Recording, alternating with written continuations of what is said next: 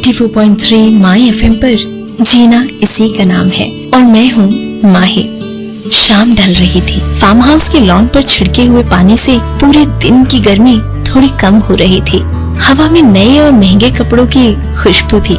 Silkie कपड़े, branded shoes, diamond jewellery, बाहर park हुई लंबी चमचमाती कार और बात बात पर हंसना। अच्छा माहौल था। शहर के टॉप बिजनेस स्कूल के स्टूडेंट्स का रियूनियन था। जो भी आता किसी न किसी कमेंट से उसका स्वागत होता। ये देखो जोशी का चमचा, अच्छा ये भाभी है, तो फिर उस दिन फिल्म में कौन था तेरे साथ? ये देखो भगत आ गया। और सिद्धार्थ और राधिका आए तब बोले यस मैम। सबके मन में सवाल तो यही था सिद्धार्थ और राधिका के लिए। कॉलेज के बाद शादी और फिर 6 साल के लिए हांगकांग। अभी वापस आए थे और यहीं सेटल होने वाले थे। सबका यही सवाल था कि सिद्धार्थ और राधिका की शादी हो कैसे सकती है। सवाल राधिका को ना पहचानने का नहीं था बल्कि पहचानने का था। सब राधिका को पहचानते थे। सिद्धार्थ की सीनियर थी। गार्डन में सब बैठे तब राहुल ने पूछ ही लिया, सिद्धार्थ यार हमें तो कुछ पता ही नहीं चला, तूने राधिका से शादी कैसे कर ली? सिद्धार्थ ने हंसकर कहा, याद है हमारा एडमिशन हुआ था उसके थोड़े दिन बाद ही हमारे सीनियर्स ने हमारे लिए फ्रेशर्स पार्टी अरेंज की थी। वो सब रैगिंग के मूड में थे और सबसे आगे थी राधिका। लेकिन रैगिंग से शादी, ये सफर कैसे तय हुआ? आपको भी जानना है ना? पता चलेगा इस गाने के बाद। 94.3 माई एफएम पर आप हैं माही के साथ। उस फ्रेशर्स पार्टी में सीनियर्स ने नितिन से रॉक म्यूजिक की धुन पर भजन सुने। वैशाली को बंदर और रिद्धि को मदारी बनाकर खेल देखा। आधी रात में बलजीत से मैगी बनवाई और वो भी 7 बार। शेट्टी को प्रिंसिपल के घर की घंटी बजाने भेजा। और जहाँ रैगिंग में थोड़ी सीरियस बात आई, जैसे लड़कियों को शॉर्ट्स और स्लीवलेस टी शर्ट पहनाकर डांस करने की या फिर लड़कों की शर्ट्स उतारने की, राधिका नाराज हो गई।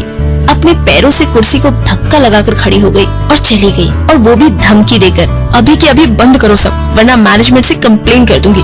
सिद्धार्थ ने भी सबकी तरह सब कुछ देखा और सबने ये तय कर लिया कि राधिका बदमिजाज है, उससे दूर ही रहना ठीक है।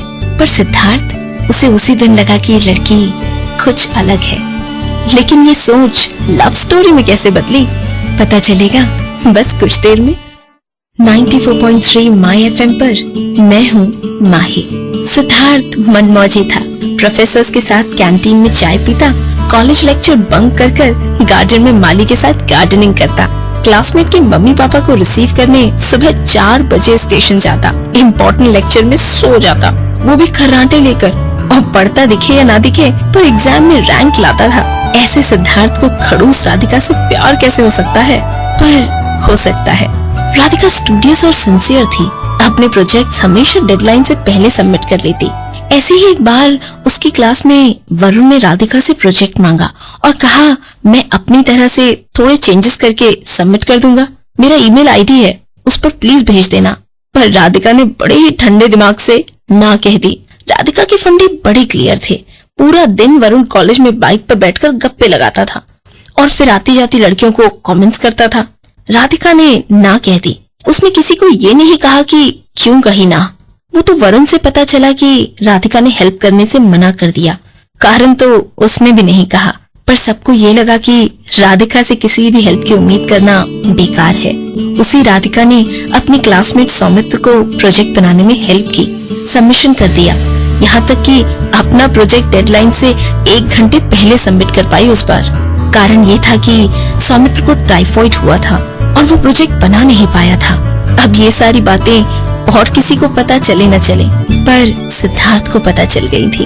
अब ऐसी लड़की से तो प्यार होना लाजमी था, लेकिन एक जूनियर को सीनियर से प्यार हो जाए और लव स्टोरी भी बन जाए, ये कैसे हुआ? आप भी जानना चाहते हैं ना? पता चलेगा बस थोड़ी देर में। 94.3 माई एफएम पर आप हैं माही के साथ।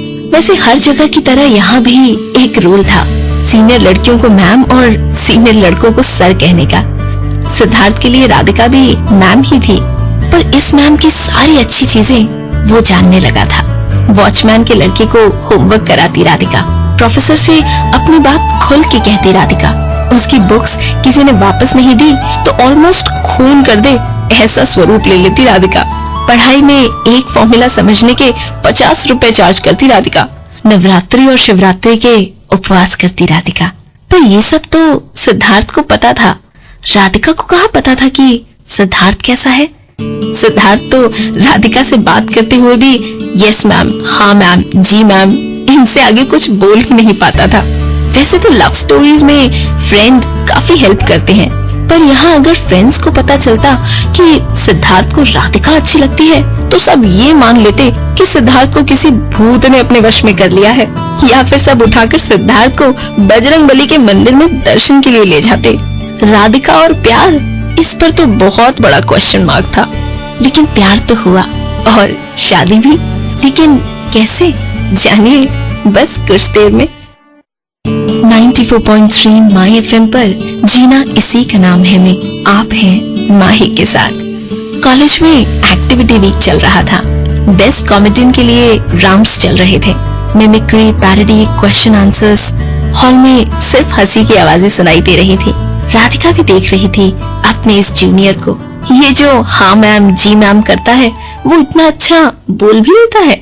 सिद्धार्थ बस बोल नहीं पाता था तो राधिका से कि वो उसे पसंद करता है। प्यार के अगर कायदे कानून हो तो पता चलता। यहाँ तो किसी से कहे भी क्या कि एक जूनियर एक सीनियर से प्यार करने लगा है। राधिका के मोबाइल की रिंग बजी और वो फोन पर बात करने के लिए अपनी बेंच से उठकर दरवाजे तक पहुंची। उसी वक्त जज ने सिद्धार्थ से पूछा, अगर आपको कहा जाए कि मोस्ट फनी मैरिज प्रपोजल क्या हो सकता है तो आप क्या जवाब देंगे? और सिद्धार्थ ने गंभीरता से राधिका के सामने देखते हुए कहा, may I love you ma'am. Oh my God, अब ऐसे प्रपोजल का अंजाम क्या होगा, जानिए इस गाने के बाद। 94.3 माई एफएम पर आप हैं माही के साथ। सिद्धार्थ की आवाज सुनते ही राधिका पीछे मुड़ी। उसकी नजर मिली सिद्धार्थ से। सिद्धार्थ ने अपने दिल पर हाथ रखा और आंखें बंद करके सर झुकाया।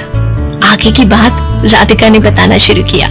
वो पल मुझे आज भी याद है। लोग तो हंस रहे थे हॉल में, तालियां बजा रहे थे, पर मैं जान चुकी थी कि सिद्धार्थ इस बात को लेकर बहुत सीरियस था और मैं भी। मुझे समझ ही नहीं आ रहा था कि मैं क्या करूं। दौड़ के स्टेज पर चढ़ जाऊं और जोर से चिल्लाऊं कि यस यू मे, या फिर नजर झुका के चली जाऊं। मैं तो कुछ कर ही नहीं पाई, बस खड़ी रही। सिद्धार्थ ने मेरी प्रकृति को पहचाना। ऊपर से इस रूड एटीट्यूड के पीछे सीधी सादी लड़की का खुद से परिचय करवाया। मेरे हिसाब से सही लाइफ पार्टनर वही है जो आपकी खुद से पहचान करवाए। राधिका ने ये कहा और सिद्धार्थ को सामने देखा।